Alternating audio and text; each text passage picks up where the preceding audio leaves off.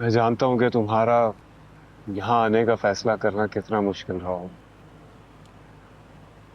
अगर सब कुछ बिखर ना रहा होता, हालात ऐसे ना होते तो शायद मैं आपसे जिंदगी भर ना मिलती। लेकिन मैं अब हकीकत जानना चाहती हूँ।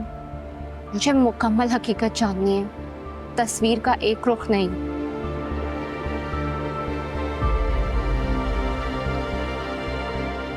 मैं सज्जल से शादी करना चाहता था, और मैं ही नहीं, शायद कोई भी लड़का होता तो सज्जल जैसी लड़की को वो अपनाना चाहता। मेरी नीयत बुरी नहीं थी और ना ही सज्जल की। वो भी शादी से पहले यही चाहती थी। खैर, उस वक्त उसकी जिंदगी में अशर कहीं भी नहीं था, और शादी के बाद सज्जल ने सिर्फ सच्चे दिल से अशर को अपना शौहर माने और बीवी होने का फर्ज निभाया। दिलो जान से मोहब्बत की है उससे। इसे मैं जानता हूं कि जो कुछ नजर आ रहा है इस वक्त और हालात में, मेरी बात को मान लेना, उस पर यकीन कर लेना बहुत मुश्किल है तुम्हारे लिए। अगर आप सजल भाभी का मासी हैं, तो उन्होंने आपकी सच्चाई हमसे क्यों छुपाई? क्यों चोरी छुपे वो आपसे मिलने चली आई? क्या जवाब था उनके पास हमसे झूठ बोलने का और हकीकत छुपाने का?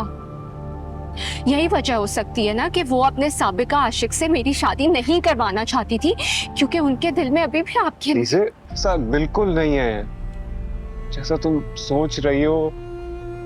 ऐसा कुछ नहीं है। एक बार ठंडे दिल से मेरी बात सुनो। क्या तुमने सज्जल के किरदार में कभी कोई ऐसी गिरी हुई सोच नोट की? और अब जबकि वो अपनी फैमिली मुकम्मल करने जा रही है, क्या मां होने के बावजूद वो इस तरह की सोच रख सकती है? रह गई बात मिलने की, तो सज्जल को मैंने फोर्स करके बुलाया था।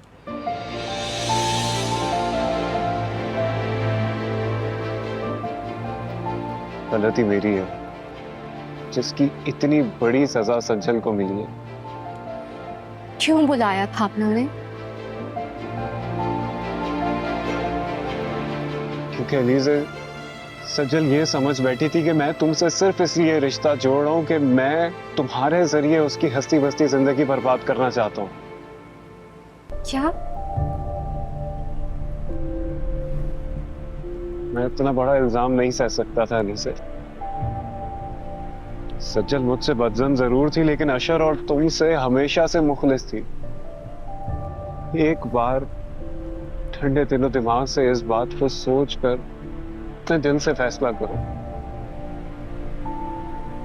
कभी कभी गलतफहमियां हकीकत को धुंधला कर देती हैं, और इस कदर धुंधला कर देती हैं कि वो भी कुछ नजर आने लगता है जो कभी हकीकत होता ही नहीं।